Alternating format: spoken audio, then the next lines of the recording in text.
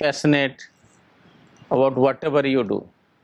दोस्तों, बहुत Contra sound करता है, अपोजिट साउंड करता है। अगर पैशन नहीं तो क्या होना चाहिए? पैशन नहीं तो हमारे पास कौशल्य होना चाहिए, स्किल होना चाहिए, इन्वॉल्वमेंट होना चाहिए। जो हम कर रहे हैं उसमें हमारा दिल, दिमाग, आत्मा सब कुछ होना चाहिए।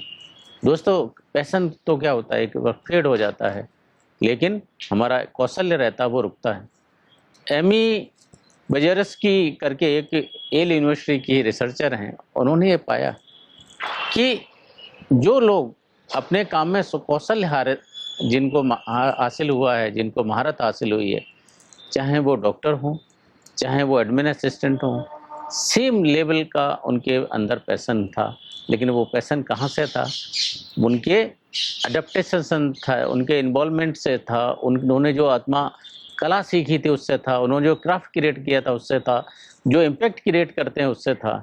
तो दोस्तों, पाया ये गया है कि पैशन से इम्पोर्टेंट क्या होता है कि जो हम काम कर रहे हैं उसमें हमारा क्रिएशन का ऑटोनॉमी कितना है, हम उसको अपने जो काम को करते हैं उसमें हम कितना कंट्रोल करते हैं, and how does it affect people around, हमारे आसपास के लोगों को कैसे अफेक्ट करता है। तो ये जो सब चीज़ें होती हैं, क्रिएशन, कंट्रोल एंड इम्पैक्ट, ये जो चीज़ें हमारे कौशल्य को, हमारे इन्वॉल्वमेंट को, इन सब चीज़ों को डिफाइन करती हैं। इन सब चीज़ों के ऊपर हमारा इन्वॉल्वमेंट डिसाइड होता है। दोस्तों, when we move forward we find it कि होता क्या है कि वर्क प्लेस में more than 80% of us are actively disengaged from whatever we are doing। disengaged अगर हम चाहते हैं तो मीन्स इसका मतलब क्या है कि ऐसा नहीं कि हम इंटरेस्टेड नहीं हैं, हम डिसएंगेज्ड हैं, एकदम अलग हैं, अपने आप को दूसरे पोल की तरफ लेके जा रहे हैं। और डिसएंगेज्ड वर्क फोर्स होता है, एम्प्लॉय होता है, दोस्तों कंपनी को, इंडस्ट्री को कितनी क्षति पहुंचाता है, कितनी हानि पहुंचाता है, आप समझ सकते हैं। और ऐसा नहीं कि वो अपने आप में एक लायबिलिटी होता है, दूसरे और लोगों को इम्पैक्ट करता है तो और लायबिलिटीज क्रिएट होती हैं। एसेट क्रिएशन की जगह ऑर्गेनाइजेशन में लायबिलिटीज क्रिएट होती हैं। तो दोस्तों, वर्क प्लेस पर कैसा बना जाए? इंडिस्पेंसिबल बना जाए, लिंचपिन बना जाए, ओवर डिलीवरी वाला बना जाए, और इतने अच्छा बना जाए कि लोग आपको इग्नोर नहीं कर पाएँ। आप अपने पूरे जो जीनियस है उसको वर्क प्लेस में लेके आएँ, अपनी आत्मा को, हृदय को, मन को वो लेके आएँ। और जब ऐसे वर्कफोर्स क्रिएट होता है, जब ऐसा इंसान क्रिएट होता है, तो वो क्राफ्ट्समैन वाली उसके अंदर क्षमता आती है, एंड उसी को लिंचपिन ओवर डिलीवरी वाला कंसेप्ट बोलते हैं दोस्तों। तो लिंचपिन और ओवर डिलीवरी का कंसेप्ट स्टार्ट करने से पहले मैं फॉर्मर जो सीईओ थे जैक वेल्च के, उनका एक एग्जांपल, उनकी स्टोरी शेयर करना चाहूँगा। दोस्तों, पोस्ट इंडस्ट्रियल रेवोल्यूशन अगर मोस्ट सक्सेसफुल सीईओज का नाम लिया जाता है तो उसमें जैक वेल्च शायद सबसे ऊपर आएंगे, या एटलीस्ट टॉप 10 में तो ज़रूर आएंगे। जैक वेल्च ऐसे इंसान थे जिन्होंने अपने सीईओ के रहते हुए पूरी जनरल इलेक्ट्रिक का कायाकल्प कर दिया और नई थ्योरी लेके आए कि जिन चीज़ों में हम बहुत अच्छा नहीं कर रहे हैं, जिन चीज़ों में हम एक्टिवली कंट्रीब्यूट नहीं कर रहे हैं, वो इंडस्ट्री हम बंद कर देंगे। इम्पैक्ट जो क्रिएट कर रहे हैं, इसी थ्योरी को अपनाया, जहां हम इम्पैक्ट क्रिएट कर रहे हैं, लोगों के लिए बेहतर सर्विसेज दे रहे हैं, बेहतर प्रोडक्ट दे रहे हैं, हम उस इंडस्ट्री में रहेंगे, उस सेगमेंट में रहेंगे, बाद बाकी से अपने आप को पुल आउट कर लेंगे। एंड इसी कंसेप्ट को उन्होंने अपनी पर्सनल लाइफ में भी अपनाया। जब बहुत लो पोजीशन पे थे, जूनियर पोजीशन पे थे, उन्होंने हमेशा ऐसा एक स्किल सेट अपनाया, ऐसा स्किल सेट जो रेयर था, वैल्यूएबल था। और दोस्तों, होता क्या है कि आज के ज़माने में सब कॉग बने हुए हैं, रिपीटेटिव जो काम होता है वो कर रहे हैं। दोस्तों, अगर जो हम काम करते हैं बहुत कॉग है, रिपीटेटिव है, तो हम इंडिस्पेंसिबल नहीं बन सकते हैं। और आपने देखा होगा, जो कॉल सेंटर थे, बीपीओस थे अमेरिका में, क्या हो गया? इंडिया में और चाइना में और दूसरी थर्ड वर्ल्ड कंट्रीज में चले गए। वहाँ पर वो रिपीटेटिव काम था, उसमें कोई ऐसा स्किल सेट नहीं था, की डिफ्रेंशिएटर नहीं था, नीडल को जो मूव करने वाला वो स्किल सेट नहीं था। और दोस्तों, if you are not needle mover then you will be moved during the course of the time. और ऐसे ही जो लोग होते हैं वो एकदम जब भी ऐसा कॉल लिया जाता है कि किसको निकाला जाए, वर्कफोर्स को छटनी किया जाए, डाउनसाइज किया जाए, ऑप्टिमाइज किया जाए, जो लोग नीडल मूवर नहीं होते, जो लोग कॉग होते हैं, जो रिपीटेटिव काम करते हैं, जिसमें अपना कोई वैल्यू एडिशन नहीं होता, अपना कोई दिमाग नहीं होता, एक स्किल सेट कोई डेवलप नहीं होता, उनकी skill set rare and valuable नहीं होती, वो इंडिस्पेंसिबल वर्क प्लेस में कैसे बन सकते हैं दोस्तों? तो कैसा बनाया जाए, कैसे रेयर एंड वैल्यूएबल बनाया जाए, कैसे वो स्किल सेट डेवलप किया जाए, कैसे हम ओवर डिलीवर करें, कैसे अपने आसपास के लोगों को इम्पैक्ट करें। तो जैक वेल्च का ही दूसरा एक स्टोरी आपसे सुनाना चाहता हूँ कि ये सब चीज़ें ओवर डिलीवरी की जाती हैं तो कैसे अपने लाइफ को इम्पैक्ट करती हैं। जैक वेल्च के बॉस थे, एक इंस्पेक्शन के लिए आ रहे थे और जैक वेल्च के बॉस ने उनसे एक रिपोर्ट तैयार करने के लिए बोला कि ये रिपोर्ट मेरे को चाहिए। जैक वेल्च ने वो बेहतरीन रिपोर्ट बनाई, बट उस बेहतरीन रिपोर्ट के अलावा उन्होंने उस प्रोडक्ट का अलग इंडस्ट्रीज में क्या था, क्या ग्रोथ हो रही है, क्या फ्यूचर एप्लीकेबिलिटी रहेगी, और दोस्तों जब एक्स्ट्रा माइल डिलीवरी किया, ओवर डिलीवरी किया, अपना हार्ट एंड सोल उसमें पोर किया, उसको बोलते हैं लिंचपिन। एंड जैक वेल्च जैसा देखा कि जिस तरह से वो जूनियर इंजीनियर थे तब काम करते थे, उससे ही और बेहतर जब वो सीईओ बने तब उन्होंने काम किया। दोस्तों हम एक काम करने की अपनी एक प्रणाली विकसित करते हैं, तो जो हम आदत डाल देते हैं अपने आप की, उसी हिसाब से हम आगे बढ़ते रहते हैं। एक बहुत सेइंग है, फेमस सेइंग है, the way we do anything decide the way we do everything. And Jack Welch ने वो प्रूव किया अपनी लाइफ में। And same concept Seth Gordon है, बेहतरीन राइटर हैं, अपनी बुक है लिंचपिन, उसमें डिस्क्राइब करते हैं। और यही कंसेप्ट कार्ल न्यूपोर्ट अपनी दूसरी बुक है be so good that they can't ignore you, और एक और बुक है इंडिस्पेंसिबल। इन सब चीज़ों में यही कंसेप्ट आते हैं। तो ये रेयर एंड वैल्यूएबल कैसे बना जाए दोस्तों, कॉग कैसे नहीं बना जाए, ऐसा सबसे इम्पोर्टेंट है कि जो हम कर रहे हैं पूर्णतः एक सर्विस की तरह करें, एक क्राफ्ट की तरह करें, एक आर्ट की तरह करें। दोस्तों हमने देखा होगा कभी आर्टिस्ट कैसे काम करता है। आर्टिस्ट के कोई भी दो पीस एक जैसे नहीं होते, कोई भी दो पीस रिपीटेटिव नहीं होते, कोई भी दो क्रिएशन एक जैसे नहीं हो सकते, कोई भी दो, बिकॉज वो एक जैसी हैं तो इसका मतलब मैकेनिकल है चीज़ें, मशीन्स ने बनाई। ह्यूमन बींग्स जब अपनी चीज़ें बनाते हैं हर एक बार एक अपना बेहतर डालते हैं, मशीनें अपना बेहतर नहीं डालती, उनको एक बार जो बोल दिया गया उतना ही करती हैं। लेकिन हमारे अंदर वो क्षमता होती है, हमारे अंदर वो रेयर एंड वैल्यूएबल स्किल्स होती हैं कि हम हर एक टाइम जब भी हम कर रहे हैं तो अपना बेहतर दें, पहले से बेहतर दें, पहले से इम्प्रूव करें, नया सोच लाएं, नई तरह से उसको एग्जीक्यूट करें, नई तरह से डिलीवरी करें। एंड जो क्राफ्टमैन का माइंडसेट होता है, जो क्राफ्टमैन के आर्टिस्ट का माइंडसेट होता है, हर एक बार वो पिकासो की तरह नया कुछ बनाएगा, मोजार्ट की तरह नया कुछ बनाएगा। और ऐसा नहीं कि सब कुछ एक बहुत ऊपर लेवल पर है तभी ये सब चीज़ें बनती हैं। Even I have seen people down the line, even a hair dresser दोस्तों इतनी तन्मयता से काम करता है, इतनी कर्तव्य परायणता से काम करता है कि as if everything of life इसी के ऊपर उसके निर्भर है। और जब ये क्षमता किसी के अंदर डेवलप होती है, अगर वो हेयर ड्रेसर भी बनेगा तो बहुत बेहतरीन बनेगा। दोस्तों मैंने आई वाज ग्रोइंग अप, मुझे एक एग्जाम्पल अच्छी तरह याद है।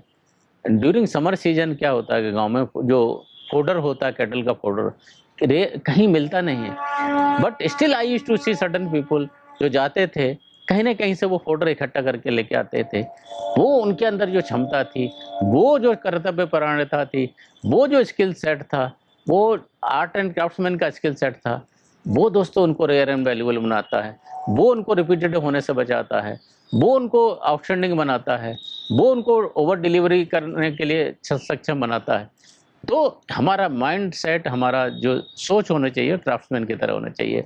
जिस लेवल पर हैं, जहाँ भी हैं, जैसा भी कर रहे हैं, वो क्राफ्ट्समैन का स्किल सेट, हर टाइम बेहतर करने का स्किल सेट जब हमारे अंदर आता है तो क्राफ्ट्समैन की हमारे पास क्षमता आती है।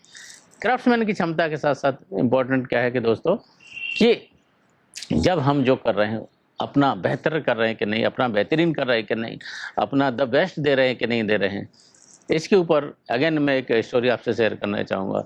The former US president Jimmy Carter जब आर्म फोर्सेज में थे, उनको ऐसा लगता था कि he is the most genius person on the earth. हमेशा उनको एक एक प्राइड रहता था, एरोगेंस रहता था कि उन्होंने बहुत कुछ अचीव किया, बहुत कुछ एक्सेलेंट परफॉर्म किया है। तो जब इंटरव्यू पैनल के दौरान, जब आर्म फोर्सेज में प्रमोशंस होते हैं तो इंटरव्यू लिए जाते हैं, तो जब इंटरव्यू पैनल के दौरान उनके इंटरव्यू पैनल ने उनसे पूछा कि what was your performance, and as expected with all arrogance, with all pride, Jimmy Carter साहब बोलते हैं, I did this, I did this, I did this, I did this, and endless list of I did this. And one question from the interview panel on which was totally stumped by this: was it your best, the best? जो आपने किया ये the best था क्या आपका? And दोस्तों, जब ये क्वेश्चन उन्होंने सुना, जिमी कार्टर के पैरों के नीचे से जमीन खिसक गई, क्योंकि उनके अंदर, उनकी आत्मा को पता था, even though he had done exceptionally well, but it was not his the best. And दोस्तों, हम भी अपने आसपास देखें, हम अपनी आत्मा में झांकें, हम अपने मन को क्रोधें कि जो हम कर रहे हैं वो हम आर्टिस्टिक वे में कर रहे हैं क्या, अपना दी बेस्ट दे रहे हैं क्या? दोस्तों, अपना जवाब हमको खुद मिल जाएगा, किसी और से पूछने की ज़रूरत नहीं है। जब हमारा जवाब हमारे पास रहता है तो हम कैसे एक्सपेक्ट कर सकते हैं कि हमको आगे वाला वो हमको देगा?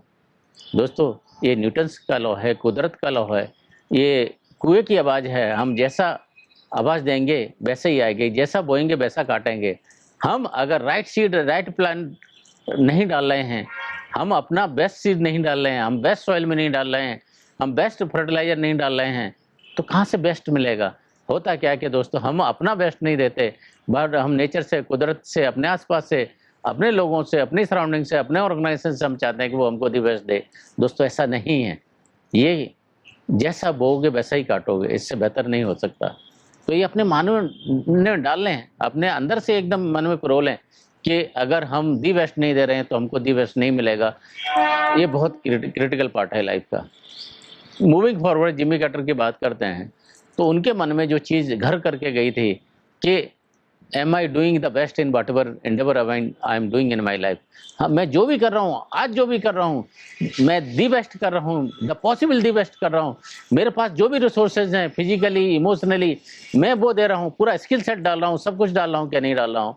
दोस्तों, इसी स्लोगन को उसके बाद पूरी लाइफ में उस चीज़ को अपना एक स्लोगन बना लिया, अपना कर्मा बना लिया, अपना मंत्र बना लिया। एंड जब वो यूएस प्रेसिडेंट के लिए, इलेक्शन के लिए जब खड़े हुए, उन्होंने इसी चीज़ को अपना इलेक्शन का स्लोगन बनाया, why not the best. Means हमारे देश के लिए, हमारे लोगों के लिए, सिस्टम के लिए जो दी बेस्ट है वो क्यों नहीं, दी बेस्ट जो डिजर्व करता है वो क्यों नहीं? एंड दोस्तों, he became one of the most successful US president in life. तो ये दोस्तों, जब हम अपना बेहतरीन देते हैं तो कुदरत भी हमको अपना बेहतरीन देती है। तो first thing is becoming artist, becoming craftsman in the life. Second जो कंसेप्ट आता है वो आता है शिपमेंट ऑफ द डिलीवरी। इसको स्टीव जॉब ने भी इस टर्म को यूज किया है कि ship your services, ship your gift. हमने गिफ्ट तो क्रिएट की, हमने गिफ्ट तो बनाई, बट उसको शिप किया, मतलब डिलीवरी किया। होता क्या है, अगर हमने बहुत कुछ क्रिएट किया लेकिन हम लोगों के लिए जो बेहतर है उसको शिप नहीं कर पा रहे, उसको मार्केट को नहीं दे पा रहे, उसको लोगों को नहीं दे पा रहे, उसको मैनकाइंड को नहीं दे पा रहे, उसको ह्यूमैनिटी को नहीं दे पा रहे, तो हमारी गिफ्ट्स का, सर्विसेज का कोई फायदा नहीं है दोस्तों, कोई औचित्य नहीं है। तो शिपमेंट ऑफ आवर गिफ्ट, हमने जो भी सर्विसेज दी एक गिफ्ट की तरह दी, उनको शिपमेंट किया। एंड वो शिपमेंट लोगों के पास जब जाता है, लोगों को हमारी हर एक चीज़ गिफ्ट की तरह ट्रीट होती है। And that's how they start impact in their life of अलग। उनके जो क्रिएशंस होते हैं, उनकी जो क्रिएटिविटी होती है, लाइफ को बेहतर बनाती है, दूसरों की लाइफ को बेहतर बनाती है, उनकी लाइफ को खूबसूरत करती है। एंड दोस्तों, जब अगर हम पूरी चीज़ को अगर समराइज करना चाहें तो बेसिकली कि अपना जो मन है, अपनी आत्मा है, अपनी सोल है, वो डालें। और इसका एक बेहतरीन इक्विवेलेंट टर्म है ग्रीक भाषा में, बहुत खूबसूरत वर्ड है दोस्तों, पढ़िएगा जरूर इसको, मिराकी। मिराकी मतलब अपना पूर्ण तरह से सब कुछ डाल देना, अपना दिल, दिमाग, सब कुछ है पूरे देना। वो जब हम मिराकी उसमें डालते हैं तो जब हमारी जो गिफ्ट क्रिएट होती है, जो हम अपना rare and valuable skill set develop करते हैं, जो हम आर्टिस्ट के परफॉर्मेंस डेवलप करते हैं, उसको जब सप्लीमेंट करते हैं, जब ह्यूमन काइंड के लिए हम बेहतर बनाते हैं दोस्तों, तब आप वर्क प्लेस पर रेयर बनते हैं, वैल्यूएबल बनते हैं, इंडिस्पेंसेबल बनते हैं, लिंचपिन बनते हैं, एंड तब आप जाके जैक वेल्च बनते हैं, तब जाके आप इंदिरा नूई बनते हैं, तब जाके आप मोजार्ट बनते हैं, तब जाके आप पिकासो बनते हैं। एंड दोस्तों, hope every one of us ऐसे मिराकी का कंसेप्ट हमारी लाइफ में लेके आए हम, जो दूसरों की लाइफ को बेहतर बने।